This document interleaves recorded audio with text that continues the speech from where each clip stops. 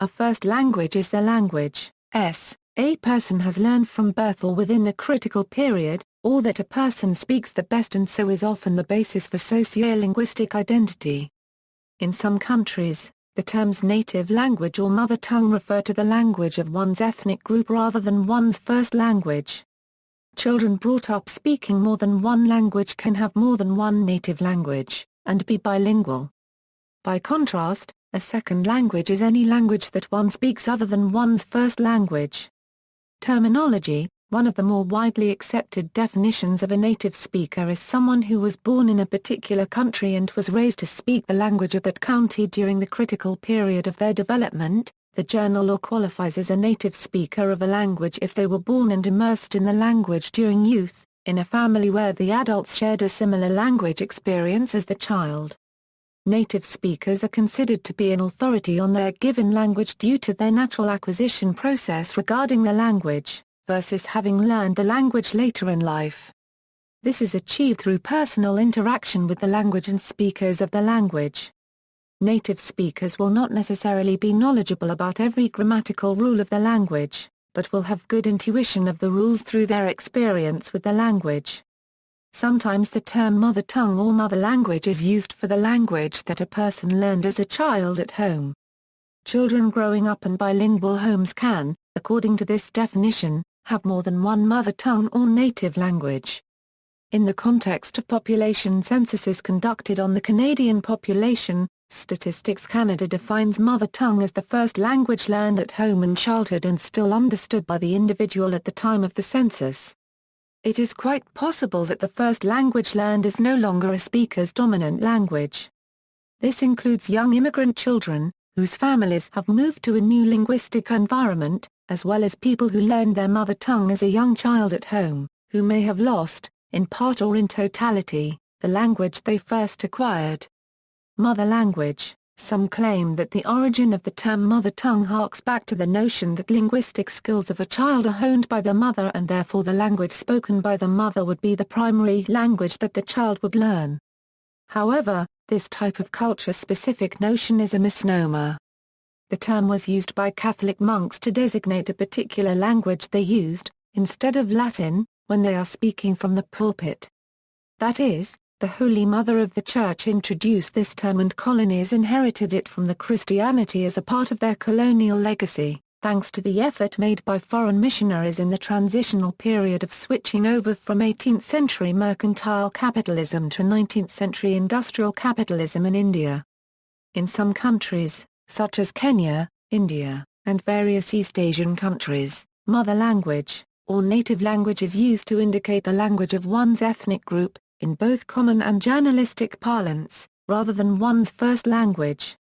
Also, in Singapore mother tongue refers to the language of one's ethnic group regardless of actual proficiency, while the first language refers to the English language that was established on the island through British colonisation, which is the lingua franca for most post-independence Singaporeans due to its use as the language of instruction in government schools and as a working language.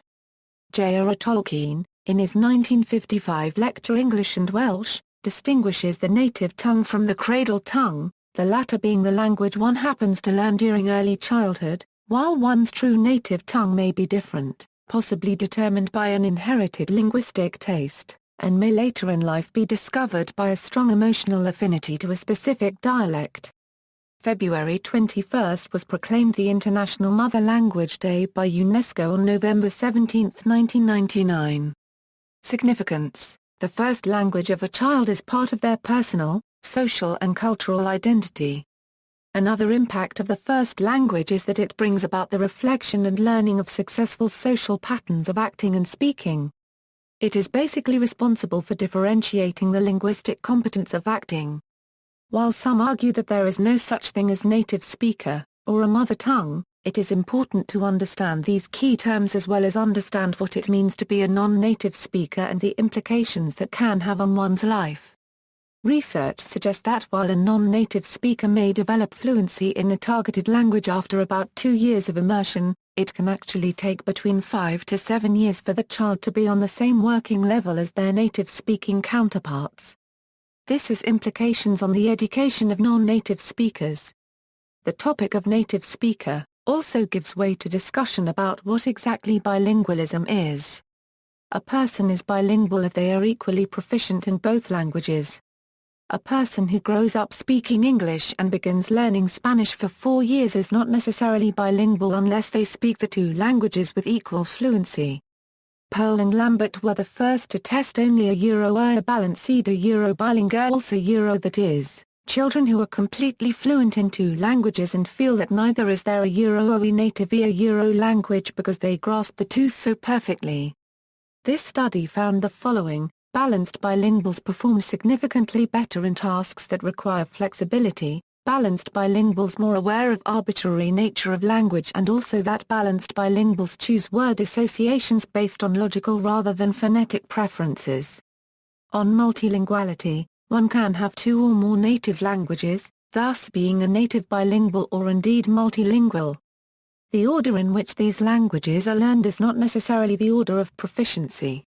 For instance, a French-speaking couple might have a daughter who learned French first, then English. But if she were to grow up in an English-speaking country, she would likely be most proficient in English. Other examples are India, Malaysia and South Africa, where most people speak more than one language.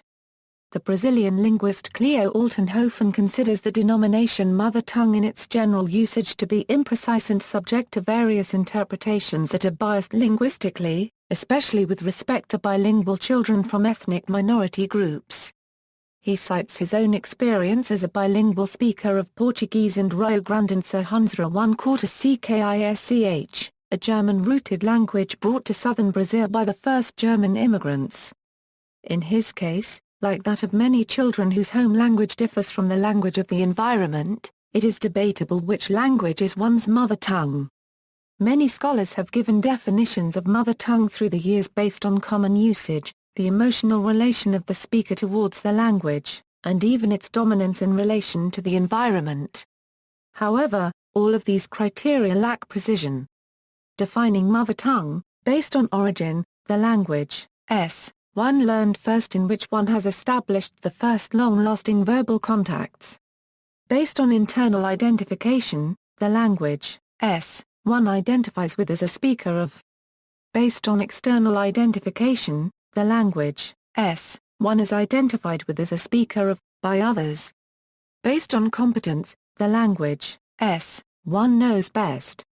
Based on function, the language, one uses most. Defining native speaker, in an article titled A Euro the Native Speaker, an Achievable Model? A Euro published by the Asian EFL journal, a study was compiled which states that there are 6 general principles which relate to the definition of a Euro native speaker or Euro. These principles, according to the study, are typically accepted by language experts across the scientific field.